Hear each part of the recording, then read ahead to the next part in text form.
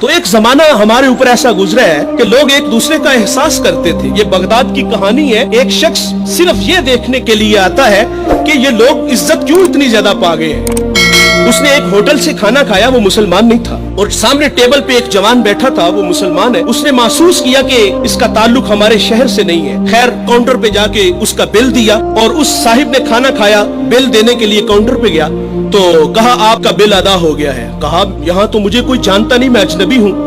کہا ایسے ہی ہے, ایک مسلمان تھا اور اس نے آپ کا بل دیا اور چلا گیا. رکا اس لیے نہیں کہ آپ شکریہ کے لیے آگے بڑھیں گے, تو اس نے یہ بھی اپنے لیے مناسب نہیں سمجھا کہیں یہ نفس کی غذا نہ بن جائے. وہ اس بات سے متاثر ہوا. پھر ایک دکان پہ گیا, اسے کوئی چیز چاہیے تھی. جب دکان پہ گیا تو اس نے کہا یہ چیز مجھے چاہیے, قیمت طے ہوئی. تو دکاندار پتہ کیا کہتا ہے, وہ کہتا ہے بھائی اسی معیار کی اسی قیمت میں وہ جو سامنے دکان ہے, اگر یہ چیز تم اس سے خرید لو تو تمہیں کوئی اس پہ اعتراض تو نہیں. کہا مجھے چیز چاہیے. وہ سامنے دکان پہ گیا, اس نے وہ چیز خریدی, خرید کے جانے لگا. لیکن یہ تجسس تھا, اس نے ایسا مجھے کیوں کہا, یہ خود بھی تو نفع لے سکتا تھا, فائدہ تو اسے بھی ہو سکتا تھا, لیکن اس نے مجھے اس کے پاس کیوں بھیجا. دوبارہ پھر پلٹتا ہے اور آ کے کہتا ہے بھائی وہی معیار ہے, وہی قیمت ہے, لیکن اس کے پاس بھیجنے کا مقصد کیا تھا تیرا.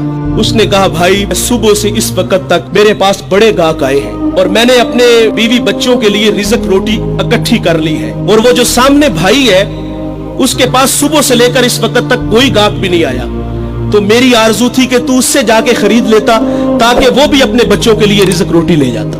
ایک ایسا زمانہ تھا, ہمارے اخلاق اتنے اچھے تھے, ہم ایک دوسرے کا خیال رکھتے تھے.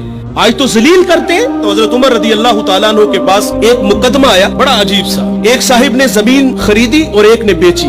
جس نے زمین خریدی اس نے ہل چلایا تو اس سے خزانہ نکلا, اور وہ خزانہ لے کے جس سے خریدی ہے اس کے پاس آ گیا اور آگے کہتا ہے کہ بھائی میں نے زمین خریدی ہے, زمین کے پیسے دیے ہیں, اس خزانے کے پیسے نہیں دیے, یہ آپ مجھ سے لے لو.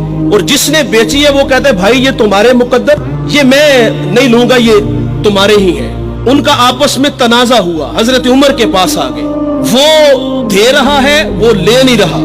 آج بھائی بھائی ایک انچ پہ ایک دوسرے کو قتل کر رہے ہیں. آج ایک انچ پہ بھائی جیونا مرنا ختم کر رہے اپنے بھائی سے, اپنی اولادوں کو بھی نصیحت کر کے جاتے کہ چچا کو منہ نہیں لگانا. اور ادھر کیا ہے جو رسول اللہ نے اخوت کا درس دیا تھا ان قوم کو, ان لوگوں کو, اور وہ کتنے اچھے لوگ ہیں, وہ خزانہ دے رہے وہ لے نہیں رہا. حضرت عمر رضی اللہ تعالیٰ عنہ کے پاس فیصلہ آیا تو آپ نے فرمایا تم دونوں صاحب اولاد ہو. کہا ہاں.